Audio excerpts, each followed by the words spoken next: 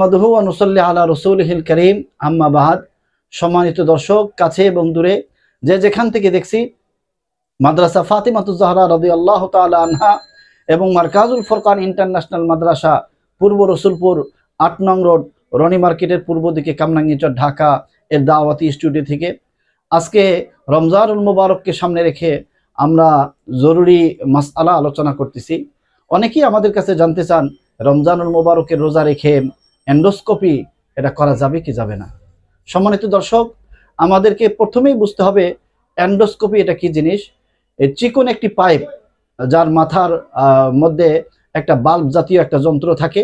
এই পাইপটি পাকস্থলীতে ঢুকানো হয় এবং বাইরে থাকা মনিটরের মাধ্যমে রোগীর পেটের অবস্থান নির্ণয় করা হয়। এই নলে যদি কোনো প্রকার ঔষধ ব্যবহার করা হয় এবং পাইপের ভিতর দিয়ে পানি অথবা ঔষধ ছিটানো হয়ে থাকে, তাহলে রোজা রেখে এই ধরনের কাজ করলে রোজা ভেঙে যাবে। আর যদি কোনো ঔষধ লাগানো না থাকে, তাহলে এই এন্ডোস্কোপি করার দ্বারা রোজা ভাঙবে না। আশা করি সকলেই আমরা উত্তরটি বুঝতে পেরেছি।